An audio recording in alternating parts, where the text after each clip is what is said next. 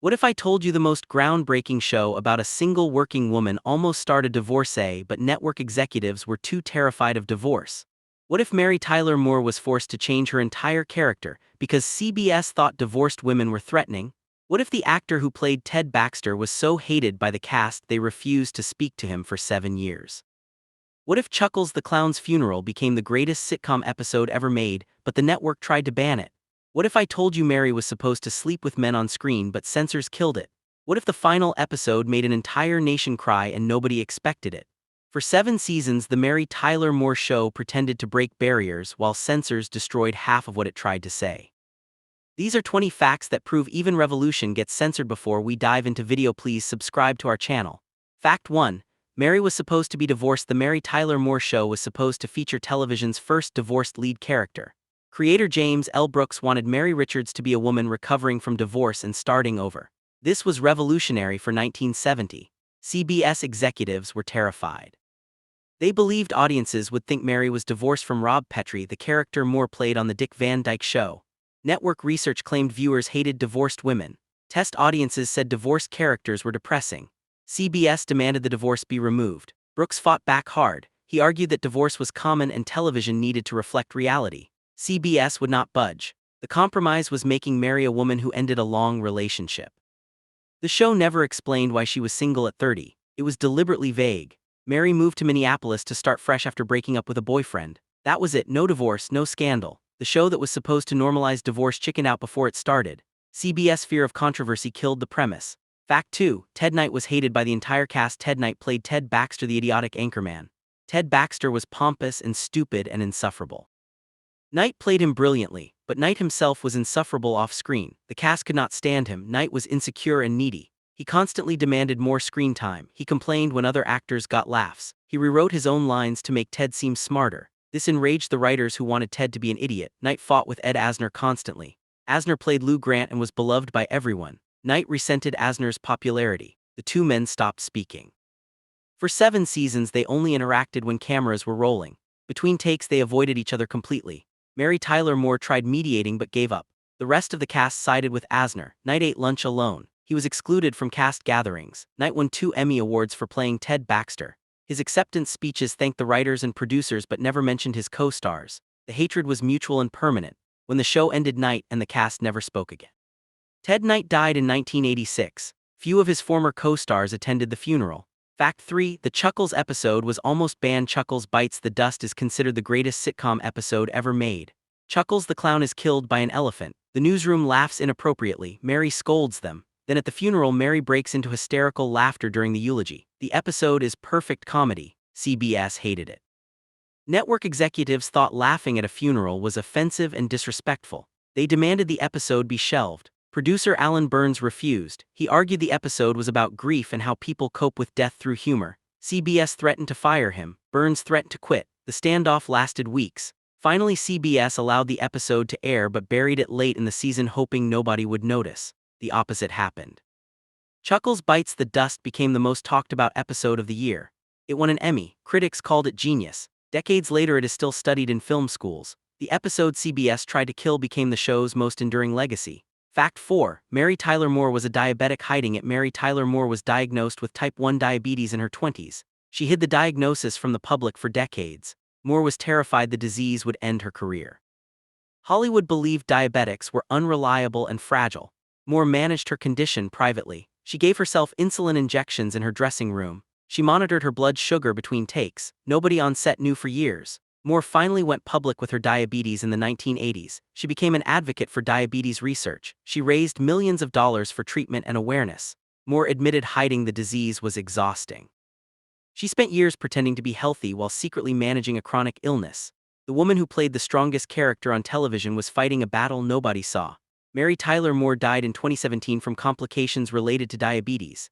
The disease she hid for so long eventually killed her. Fact 5. Ed Asner was a radical activist. Ed Asner played Lou Grant, the gruff but lovable news producer. Lou was conservative and traditional. Ed Asner was the complete opposite. Asner was a radical liberal activist. He protested the Vietnam War. He supported socialist causes. He was president of the Screen Actors Guild and led strikes. Asner used his fame to promote political causes that terrified CBS. Network executives begged him to stay quiet. Asner refused. He gave speeches against American foreign policy. He criticized President Reagan publicly. CBS worried advertisers would boycott the show. They threatened Asner with consequences. Asner told them to fire him. They never did because Lou Grant was too popular. After the Mary Tyler Moore Show ended, Asner starred in the spin-off Lou Grant. That show was canceled in 1982 partially because of Asner's politics. CBS denied it, but Asner always believed his activism killed the show. He never regretted it. Ed Asner died in 2021 still fighting for causes he believed in. Fact 6. Valerie Harper and Mary had a complicated friendship. Valerie Harper played Rhoda Morgenstern, Mary's best friend. The friendship on screen was warm and genuine. Off-screen it was more complicated. Harper and Moore were friends but not close. They respected each other professionally but did not socialize outside work. Harper felt Moore was distant and emotionally unavailable. Moore felt Harper was needy and overwhelming. The tension never became hostile, but it was noticeable. When Rhoda got a spin-off in 1974, Harper was relieved to leave. She wanted her own show without Mary's shadow. Rhoda ran 4 seasons. Harper won 3 Emmy Awards. She proved she did not need Mary Tyler Moore. When Rhoda was canceled, Harper's career struggled. She did guest spots and stage work. In later years, Harper and Moore reconciled. They appeared together at reunions. When Harper was diagnosed with brain cancer in 2013, Moore reached out. The two women made peace before Harper died in 2016. The friendship that looked perfect on screen took decades to become real. Fact 7. Cloris Leachman stole every scene. Cloris Leachman played Phyllis Lindstrom, Mary's narcissistic landlady. Phyllis appeared in occasional episodes, but dominated every scene she was in. Leachman was a trained dramatic actress with immense talent. She played Phyllis as delusional and self-absorbed. The character was hilarious. Leachman won an Emmy for the role. She appeared so infrequently that she was submitted as a guest actress, not a regular. This angered some cast members who worked every episode and never won. Leachman did not care. She took the Emmy and moved on. When Rhoda got a spin-off, CBS wanted one for Phyllis too. Phyllis premiered in 1975. The show ran 2 seasons. It never found an audience. Phyllis worked better in small doses. An entire show built around her was exhausting. After Phyllis was canceled, Leachman focused on films. She had a long, successful career. Cloris Leachman died in 2021 at age 94, having won 8 Emmy Awards, more than any other performer in history. Fact 8. The newsroom was based on real news stations. The WJM newsroom was designed to look like a real local television station. Production designers visited Minneapolis news stations and copied everything. The desks and typewriters and set layout were authentic. Real news equipment was used. Working teletype machines clattered in the background. The attention to detail made the newsroom feel lived in. Journalists who watched the show said it captured the chaos of real newsrooms. The scripts were also researched carefully. Writers consulted real news producers about storylines. Episodes dealt with ratings pressure and ethical dilemmas that real journalists faced. The show respected journalism. It did not mock the profession.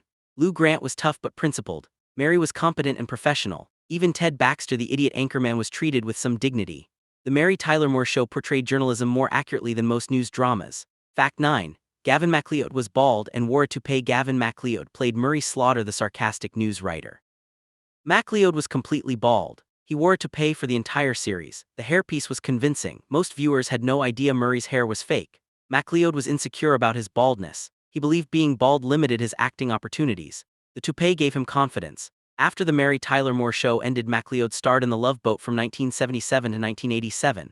He wore the same toupee. MacLeod finally stopped wearing hairpieces in the 1990s. He embraced his baldness and became a spokesman for hair loss products.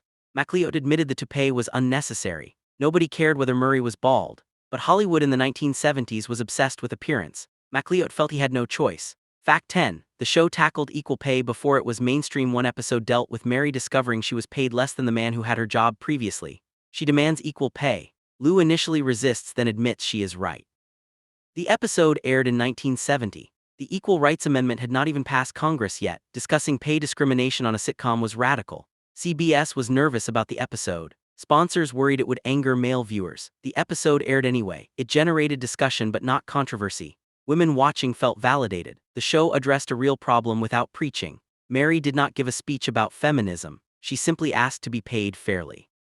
The episode was quiet and powerful. Decades later, it is still relevant because pay discrimination still exists. The Mary Tyler Moore Show addressed it before most people were talking about it. Fact 11. Betty White was not the first choice for Sue Ann. Betty White played Sue Ann Nivens, the happy homemaker. Sue Ann was sweet on screen and vicious off screen. White joined the show in season 4. She was not the first choice. Producers auditioned dozens of actresses. They wanted someone glamorous and threatening. White was known for playing sweet characters. She seemed wrong for manipulative Sue Ann. White auditioned anyway and shocked everyone. She played Sue Ann as a predator hiding behind a smile. The performance was perfect. White got the role and won 2 Emmy Awards. Sue Ann became a fan favorite. Betty White's career exploded after the Mary Tyler Moore Show. She worked consistently for 5 more decades. White became a cultural icon. She died in 2021 at age 99. Sue Ann Nivens proved Betty White could play anything. Fact 12. The show was filmed before live audiences. The Mary Tyler Moore Show was filmed in front of live studio audiences. This was standard for sitcoms but challenging for a show with dramatic moments. Some scenes were too subtle for audience laughter. Other scenes required silence. The audience had to be trained when to laugh and when to stay quiet. Warm-up comedians prepared audiences before filming. They explained the show's tone. The live audience kept performances sharp. Actors could not fake reactions. When jokes failed, the silence was obvious. Scripts were rewritten on the spot. Lines that did not get laughs were cut. The live audience made the show better. It forced everyone to bring their best. The laughter on the soundtrack is real. No laugh track was added. What you hear is actual people responding in real time. Fact 13. Mary's apartment was impossibly nice. Mary Richards lived in a beautiful Minneapolis apartment. The place was spacious with high ceilings and great light. In reality, no associate television producer could afford that apartment in 1970. The rent would have consumed most of Mary's salary. Fans noticed the discrepancy. The show ignored it. Mary's apartment was aspirational, not realistic. It represented the life single working women wanted, not the life they had.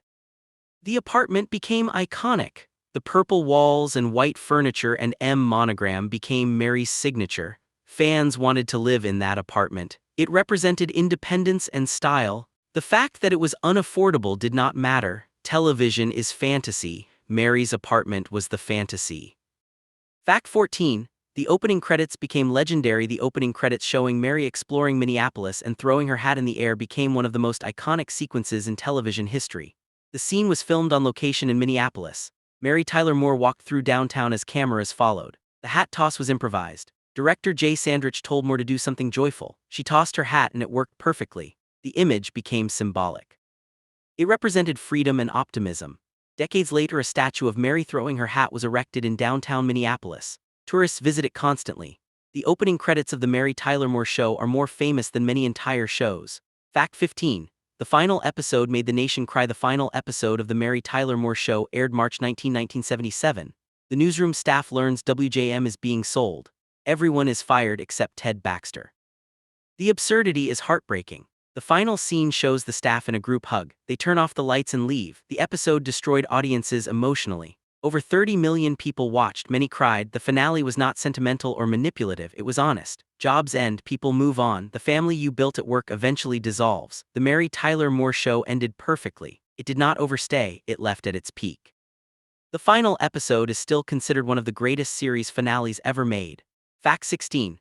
The show won 29 Emmy Awards. The Mary Tyler Moore Show won 29 Emmy Awards across 7 seasons. It was nominated over 60 times. Mary Tyler Moore won 3 Emmys for playing Mary Richards. Ed Asner won 3 for Lou Grant. The show won Best Comedy Series 3 consecutive years. The writing and directing won repeatedly. No sitcom was more critically acclaimed. The Emmys validated what the show was doing. This was not just popular entertainment. It was art. The awards gave the show credibility and protection. CBS could not cancel a show winning this many Emmys. The awards kept the Mary Tyler Moore Show on the air long enough to make a lasting impact. Fact 17. The show changed what sitcoms could be. Before the Mary Tyler Moore Show, sitcoms were about families. The Mary Tyler Moore Show was about work. The newsroom became the family.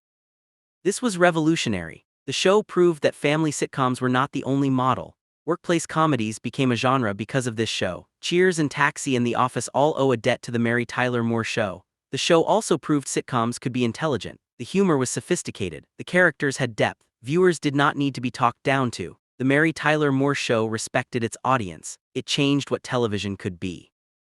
Fact 18. Mary Tyler Moore had a tragic personal life. Mary Tyler Moore's personal life was marked by tragedy. Her son Richard died in 1980 from an accidental gunshot wound. He was 24 years old. Moore never fully recovered from the loss. She struggled with alcoholism for years. Her second marriage ended in divorce. Her third husband died in 2014. Moore dealt with these tragedies privately. She maintained her public image as strong and independent. But those close to her said she carried immense pain.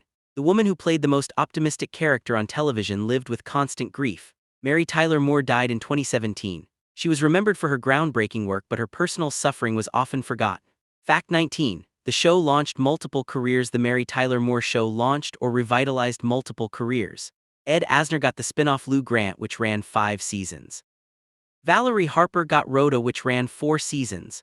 Cloris Leachman got Phillies, which ran 2 seasons. Betty White became a television icon. The show was a springboard for everyone involved. Writers and directors who worked on the show went on to create other classics. James L. Brooks created The Simpsons and Terms of Endearment. The Mary Tyler Moore Show was a training ground for television excellence. Fact 20. The show is still relevant today. The Mary Tyler Moore Show ended in 1977, but its themes are still relevant. Single women still face workplace discrimination. Women still fight for equal pay. The balance between career and personal life is still difficult. Mary Richards represented independence and competence. Those qualities are timeless. New generations discover the show through streaming. Young women watch and see themselves in Mary. The show that was groundbreaking in 1970 still resonates 50 years later. That is the mark of true quality. The Mary Tyler Moore Show is not dated. It is classic. That single moment in the opening credits where Mary Tyler Moore throws her hat in the air changed television forever. The image represented joy and freedom.